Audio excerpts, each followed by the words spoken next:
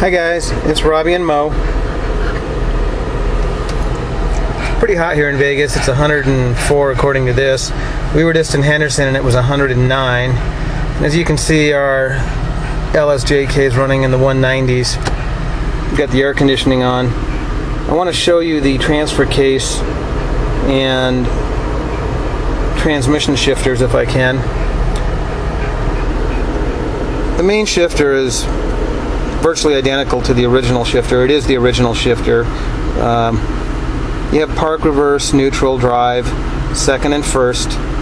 I'll explain later about the manual mode in this video. On the transfer case, let's look at our dash here, and you're going to see that we're now in two-wheel drive high. Our ESP is activated. Bring it back to four-wheel drive high, and our ESP is still activated.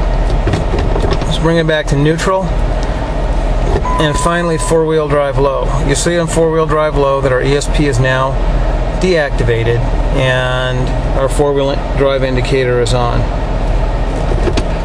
Let's bring it back into two-wheel drive high. This JK was originally a manual transmission JK, so there's no Prindle on it. The automatic transmission is controlled by the C4 connector on the NGC4 computer. The manual transmission JKs don't have that C4 connector, and we didn't install it on this one.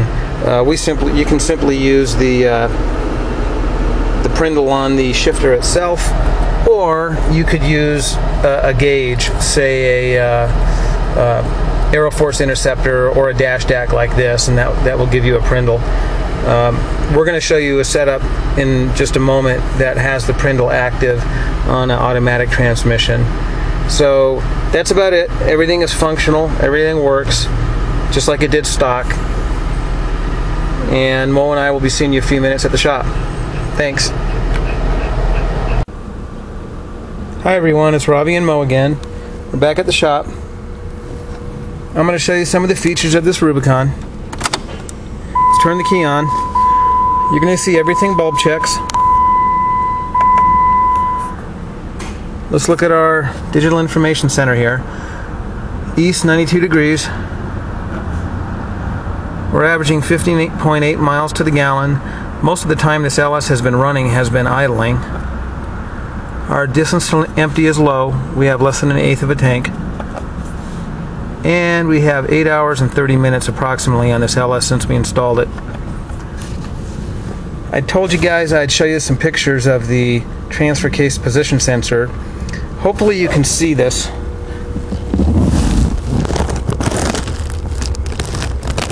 It's our own setup.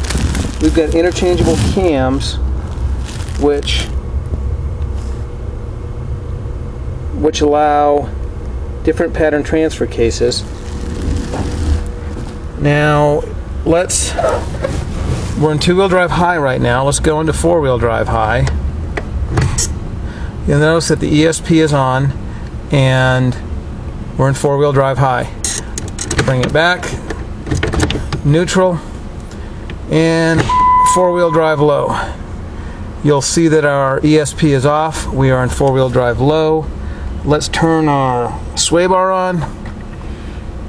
Let's turn our rear axle on. Let's turn our front axle on. You can see they're all working. Let's turn them off. And let's take it out of four-wheel drive. Back into two-wheel drive high.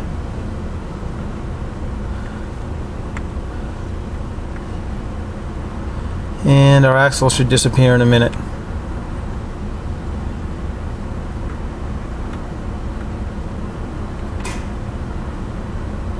There we go. Now let's talk about the Prindle. You notice we're in park right now, so it will start. The shift interlock works as it should. Reverse, it will turn the reverse lights on through the Chrysler network. Neutral, it'll start in park and neutral, again through the Chrysler network.